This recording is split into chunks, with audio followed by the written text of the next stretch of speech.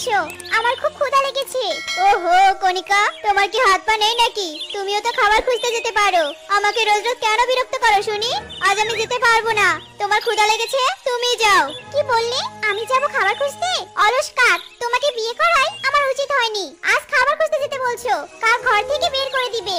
এর চেয়ে ভালো আমি এক্ষুনি মায়ের বাড়ি চলে যাই। কণিকা দাঁড়াও, আমার ভুল হয়েছে।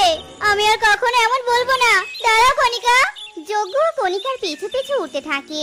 যজ্ঞ কণিকার সামনে গিয়ে দাঁড়ায়।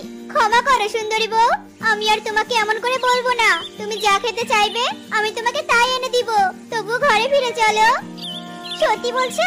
যা খেতে চাইবো তাই এনে দিবে? তাহলে যাও, আমার জন্য কুমড়ো নিয়ে এসো। আমার কুমড়োর মোরব্বা খেতে খুব ইচ্ছে করছে। কিন্তু কণিকা, এটা তো কুমড়োর সময় নয়। আমি এখন কুমড়ো কোথায় পাবো? তুমি অন্য কিছু খেতে চাও? আমি অত কিছু বুঝি না। কুমড়ো আনলে বাড়ি ফিরবো, না আনলে ফিরবো না। রাগ করো না, তুমি বাড়ি যাও, আমি কুমড়ো নিয়ে আসছি। কণিকা বাড়িতে চলে যায়। আর যজ্ঞ উঠতে থাকে আর এদিক ওদিক তাকাতে থাকে। যজ্ঞ কুমড়ো খুঁজতে খুঁজতে নদীর পাড়ে চলে আসে। নদীতে তখন কবুতর নৌকা চালাচ্ছিল। যজ্ঞ কবুতরকে দেখে কবুতরের নৌকায় এসে বসে। কি ব্যাপার যজ্ঞ, তোকে আজ এত চিন্তিত দেখাচ্ছে, কি হয়েছে? সবই তো শুনলি কবুতর, তুই বল এখন আমি কুমড়ো কোথায় পাবো? এই কণিকার জ্বালা আমার আর ভালো লাগছে না।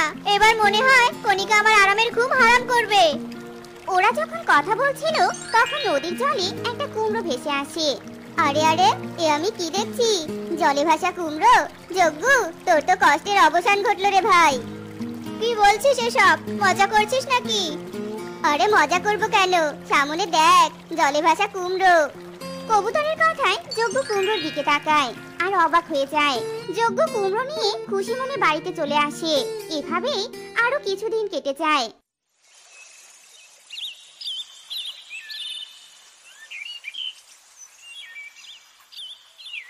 যজ্ঞ, এই যজ্ঞ, উঠে পড়ো। বাইরে আকাশ খুবই কালো করেছে। এই যজ্ঞ, আমাদের ঘরে ছাদ ঠিক করতে হবে তো।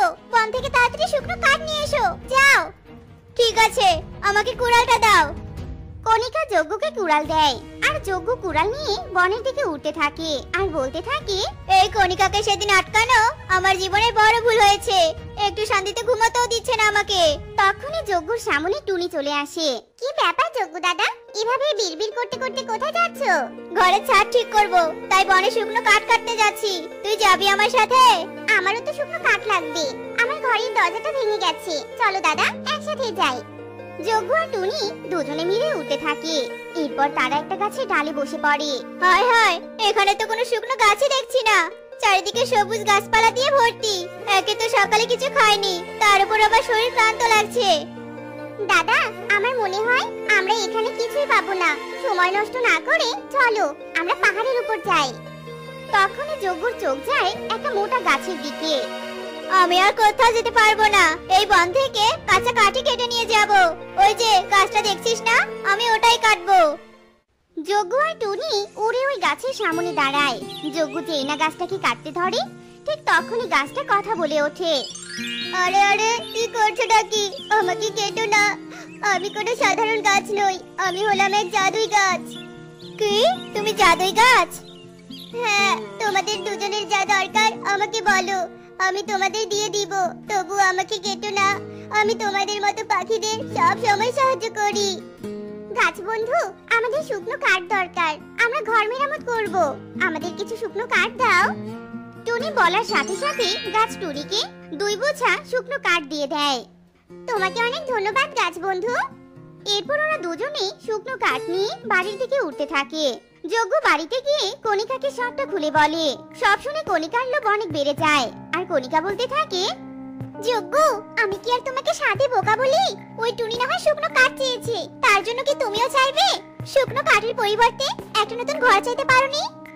আরে ঠিকই তো, রাগ করো না কণিকা, তখন আমার কিছুই মাথায় ছিল না। চলো আমরা এখন গিয়ে ওই গাছের কাছে ঘর চাইবো। যজ্ঞ আর কণিকা কুড়াল নিয়ে আবারও ওই গাছের কাছে যায়। গাছ যজ্ঞ কণিকাকে দেখে বলতে থাকে, কি ব্যাপার যজ্ঞ, তুমি আমার কাছে আবারও কেন এসেছো? গাছ, তখন আমার শুকনো কাঠ নেওয়া ভুল হয়েছে। তুমি বরং এখন আমাকে একটা নতুন ঘর দাও। আমি কোনো পাখিকে একবারই সাহায্য করি। আমি তোমাকে আর কিছুই দিতে পারবো না, তুমি চলে যাও। যজ্ঞ, দাঁড়িয়ে আছো কেন? কুড়াল চালাও। নতুন ঘর দিবে না তো একে কেটে নতুন ঘর বানাবো। চালাও, চালাও বলছি কুড়াল। না না, আমাকে কাটবে না। আমি তোমাদের মতো লোভী পাখি আর দুটো দেখিনি। আজ আমার অসহায়ত্বের সুযোগ নিলে তোমরা। আমি তোমাদের ঘরকে নতুন করে দিয়েছি, এখন তোমরা যেতে পারো। গাছ, সত্যি বলছো তো? যদি মিথ্যে বলো তাহলে তোমাকে শেষ করে দিব। আমি কখনো মিথ্যে কথা বলি না। যজ্ঞ আর কণিকা ওখান থেকে চলে আসে। যজ্ঞ আর কণিকা ওদের ঘরটা নতুন দেখে অনেক খুশি হয়। ওরা ঘরের ভিতর প্রবেশ করে। আমার খুবই মজা লাগছে যজ্ঞ। এখন বৃষ্টি আসলেও আমাদের আর কিছু হবে না। ইস, যদি গাছের কাছে কিছু সোনাদানা চাইতাম তাহলে আমি ধনী হয়ে যেতাম। তাহলে আর দেরি কিসের? চলো এক্ষুনি গিয়ে ওই জাদুর গাছের কাছ থেকে সোনাদানা টাকা নিয়ে আসি। যজ্ঞ কণিকা আবার ওই গাছের দিকে উঠতে থাকে। গাছ দূরে থেকে ওদের দেখে বলতে থাকে, এই কালো কাকের দল আবারও আমার কাছে আসছে। লোভীরা আয়, আজ তোদের কঠোর শাস্তি দিব। যজ্ঞ কণিকা গাছের সামনে আসে। এই জাদুই গাছ, আমাদের সোনা আর কিছু টাকা লাগবে, আমাদের তাড়াতাড়ি দিয়ে দে, নইলে তোকে কেটে ফেলবো এক্ষুনি। আমি জাদুই গাছ, কিন্তু কোনো টাকা সোনা দানা দিতে পারি না। আর তোমরা তো জানোই বেশি লোভ ভালো না, তাই বলি চলে যাও এখান থেকে। সোজা আঙ্গুলে ঘি উঠবে না, দাঁড়া দেখাচ্ছি মজা। যজ্ঞ টিনা গাছকে কাটতে যাবে, তখনই গাছ হাত বের করে যজ্ঞ আর কণিকাকে ধরে উল্টো দিকে ঝুলিয়ে দেয়। খুবই ধনী হওয়ার শখ তাই না? কেটে দিবি, আমাকে কেটে দিবি তোরা? দাঁড়া, মজা দেখাচ্ছি এবার। আমাদের ভুল হয়েছে, ছেড়ে দাও, ছেড়ে দাও গাছ বন্ধু। আমরা আর কখনো এইদিকে আসবো না, ছেড়ে দাও আমাদের। গাছ যজ্ঞ আর কণিকাকে অনেক দূরে ছুঁড়ে ফেলে দেয়। এরপর থেকে যজ্ঞ কণিকা আর কখনো লোভ করেনি।